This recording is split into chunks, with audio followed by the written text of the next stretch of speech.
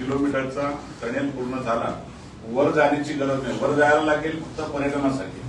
आणि माझी इच्छा तीच होती, टनेल कधी करायचा, सगळा रस्ता सिमेंट कॉन्क्रीट झाला आणि बरोबर तो आता मार्गी लागलाय.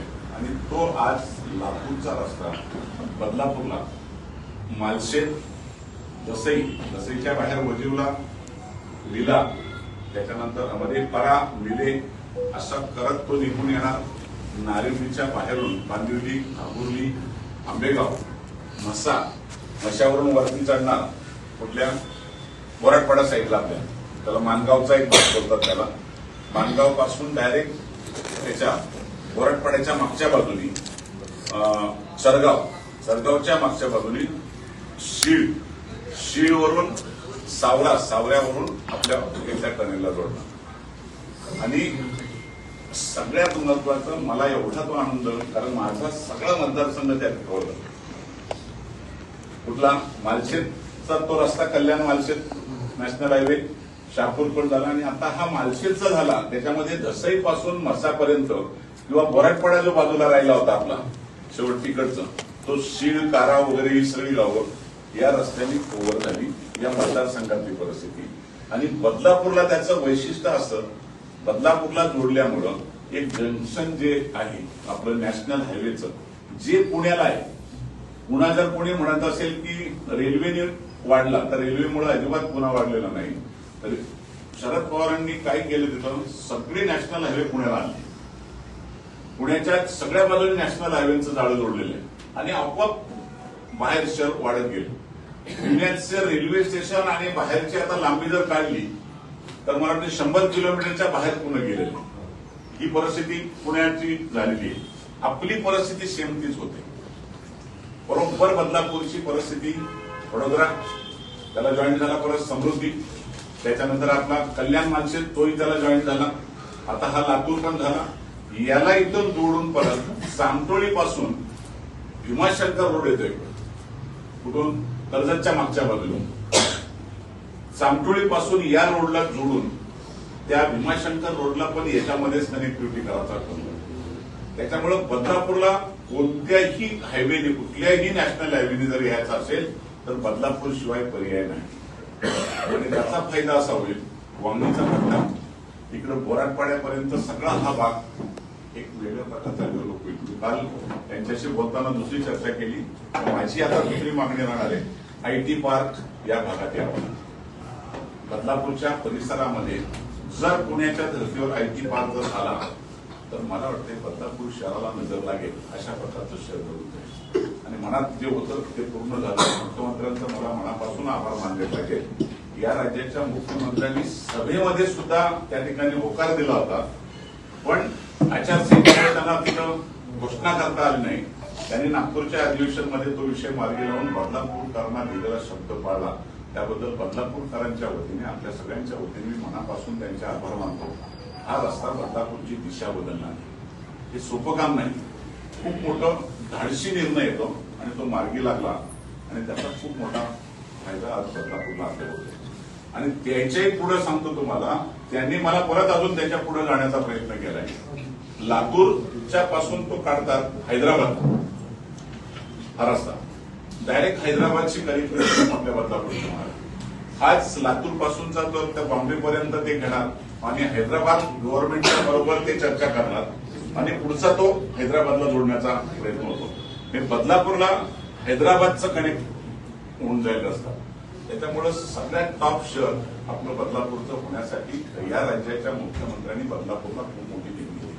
आणि म्हणून तुम्हाला मी यासाठी केली की आपण सगळ्यांनी या चांगल्या विषयाला गती द्यावी आणि एक चांगल्या प्रकारचा एक निर्णय बदलापूरसाठी घेतला. त्याबद्दल त्यांच्या मनापासून आपण सगळ्यांच्या वतीने आभार मानू. एक बदलापूरच्या विकासाची दृष्टी खऱ्या अर्थाने त्यांनी दिली. त्यांनी शब्द दिला होता, बदलापूरचा नगराध्यक्ष तुम्ही करा, मागाल ते देण्याची माझी तयारी. बसण्याच्या अगोदरच त्यांचा पायगुण चांगला आहे आणि त्या इकडे नाही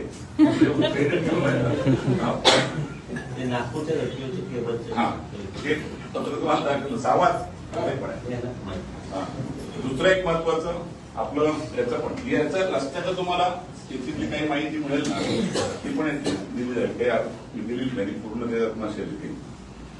दुसरं एक आपल्या त्याचं सिल्लेचं मल शुद्धीकरण केंद्र, ते आपला मागणी होती 18 ml ची, पण ती आता त्याला 23 ml करतोय मी, कारण आता लोकसंख्या खूप वाढत चाललेली आहे. त्याला 303 कोटीची मान्यता दिली.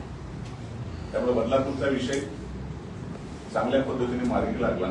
303 कोटीची त्याला मंजुरी झाली आणि त्याचाही लवकरात लवकर ते आता, आणि वर्ल्ड बँकेच्या माध्यमातून शासनाच्या निधी न घेता वर्ल्ड बँकेने त्याला चांगला हा प्रकल्प स्वीकारला आणि बदलापूरला स्वतः मुख्यमंत्र्यांनी त्याच्यामध्ये हे करून दिलं आणि त्याला गती दिली.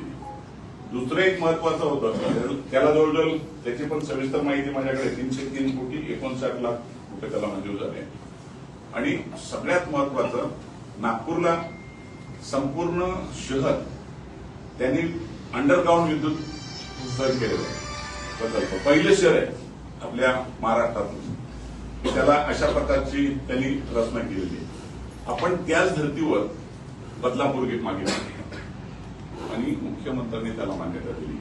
MSCBचा जो त्याचा बोर्डाचा ठराव पाहिजे होता, खातं त्यांच्याचकडे, त्यांनी तो ठराव केला आणि त्याला आपल्या बदलापूरला मान्यता दिली. सगळ्यात मोठं काम हे बदलापूरचं झालं.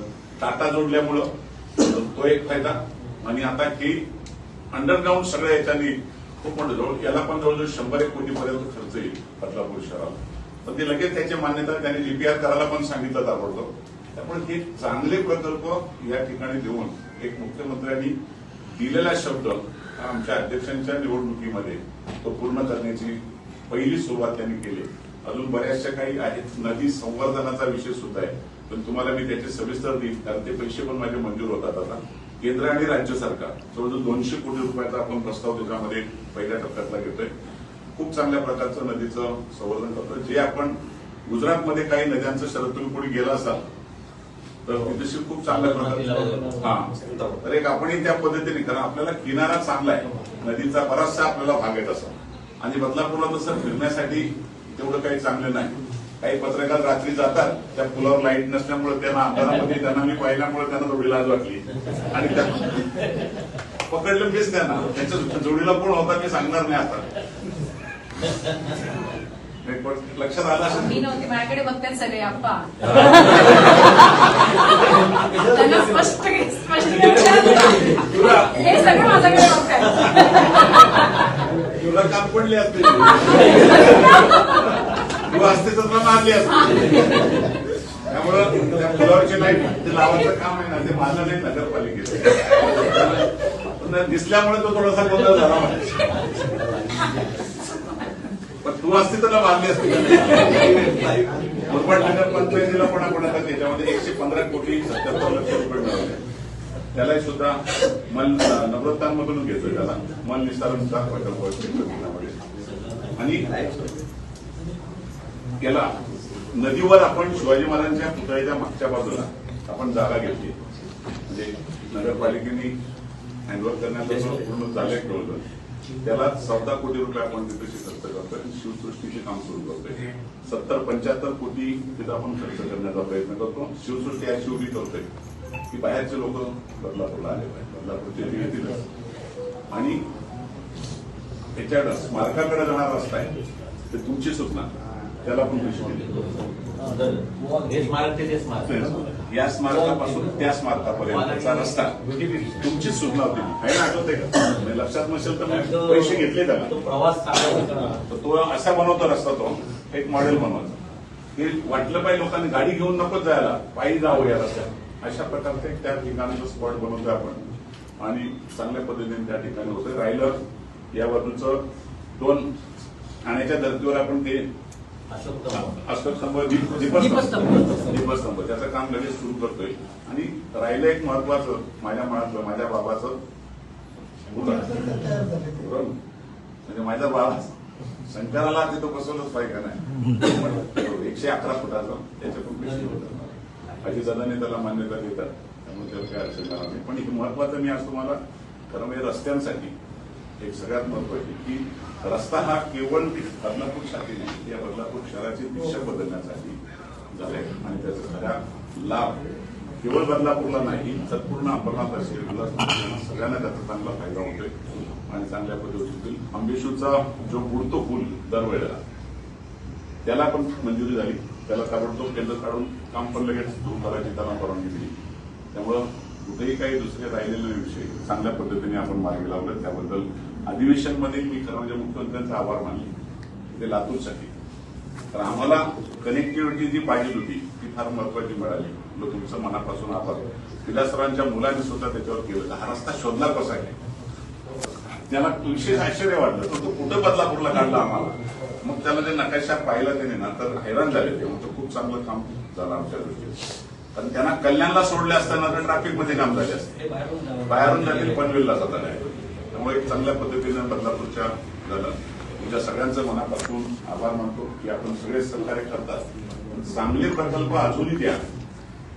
मी सांगतो तुम्हाला ज्या दिवशी नगराध्यक्ष बसतील त्याच्यानंतर आम्ही बदलापूर शहराचा एक विकास आराखडा काय असावा त्याच्यावर मी त्यांच्याकडून सविस्तरपणे चर्चा करून घेईल. त्याला लागणारा निधी देण्याची जबाबदारी आमची राहील, राज्य सरकारची राहील. पण अध्यक्ष काय करू शकतात ते बदलापूरला एक चांगली संधी महिलेच्या रूपाने मिळते. निश्चित मनापासून त्या प्रकल्पाला दिशा देण्याचा प्रयत्न करू. एवढंच तुम्हाला विश्वास देतो. सगळ्या जनतेचं, मतदारांचं तुमच्या सह आभार मानतो. कारण तुम्ही मतदार बरेच आहे. तुमचे सगळ्यांचे आभार आणि